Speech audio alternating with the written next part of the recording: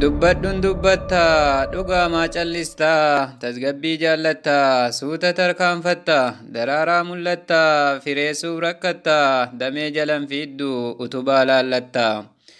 Qadaan ga'u malee sin ajjeesu xiyyi walaloon koo irraa waa'ee Doftor Abiyyi ani nagaan jira akkam jirtan biyyi. Si gammannee jirra ilma abbaa gadaa dhalataa bashaashaa kan takkaan hojjetiin xurii fi qoshaashaa nu gammannee jirra kan gaddus bilaasha. Dubbiin nattamaatte wayi garaana nyaatte callisuun dadhabe kanaafin katabe. Dubbii Doftor Abiyyi gurra itti qabee yeroon dhaggeeffadhu qalbiitu na cabe. Warri duraan Oromummaa irraa fudhattanii akka waan duraanuu ofii saalaattanii yawwana kaleessaa akkam qaanfattanii. Seenaa isaa jalaa qabee waytanni dubbate faranjiin callisee irraa dhaggeeffate gariinis ni boo'e obsuu dadhabate goonni akka keetii baguma dhalate osoo keenya taate jedheefaa gubate osoo keenya taate jedheefaa gubate. Soba jedhaan jiru dhugaadhuma malee tokkollee waan jette dhageessan ammallee waan hin jedhee si ibsu tasuma wallaale hayyummaaf gootummaa keetonnee koo dhaale. Kunoo akkas jedha kan nama madaale kunoo akkas jedha kan nama madaale.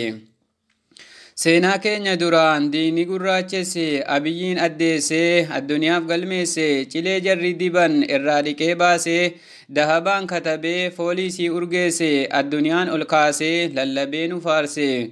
Abiyyi miti an rabbii kiyyan faarse isatu ni'imaa kana nu badhaase. Gariinis kaleessa gammachuu ililcha gariin inaaffaadhaaf laaluu dadhabacha edaatti hadhoofte taateekka ibicha warra biyyee fuudhee siin jedhu cirracha rabbiin yoomuu taanaan dhugaa ifa galcha. Gaduma liqimsa suuta dandamacha silaahuu dirquma liqimsan qoricha silaahuu dirquma liqimsan qoricha.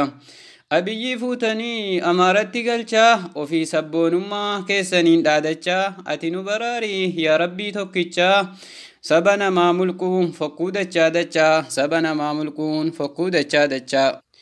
Gariin osoo arguu dhugaa jajallisa waan hin taane fuudhee namatti fannisa kanniisuma argaa siin jedhatisiisa uuyi hojii nama garii mee ittuma dhiisa. Mee hawaasa keenya waan isin gaafadha qalbiin dhaggeeffadha deebisaa naa laadha. Isin bara hedduu kan turtan falmachuu biyya keessan irratti gammachuun jiraachuu mirga dimokiraasii guutuutti argachuu immoo ol baatanii gubbaadhaa dhaadachuu itti indagatinaame deebisaa naa laachuu indagatinaame deebisaa naa laachuu. Abiyyiin kan ol ba'eef guutuu Itoophiyaa kophaatti yoo hojjete waa'ee Oromiyaa. Akka jara dura nu naqa allayyaa dubbiin jallisinaa wal hubachuu wayyaa dubbiin jallisinaa wal hubachuu wayyaa.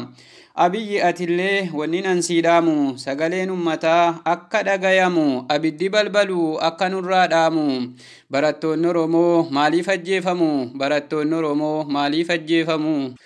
Wallaahi kaleessa hedduu nu boonsite seenaa muslimaa wayyaaneen duraan ukkaamsite addunyaa gubbaatti kaleessa dubbatte baga keenya taate baga nuu dhalatte baga keenya taate baga nuu dhalatte. Namni nama arrabsu yoomuu si faarsuun jaallatu kan nama arrabsu yoomuu faaruu hin jaallatu hojiin kee ifee yoo hangam mul'atu biyyee itti laaqa akka inni fokkatu seenaan biyyii guutuu waan garaasi nyaatu boonisaaf of tuulaa irraa waan agartu nama hundumaafuu kan mataa qaqqabatu. Ammallee umriin kan kee nuuf haa dheerattu ammas umriin kan kee mee nuuf haa dheerattu.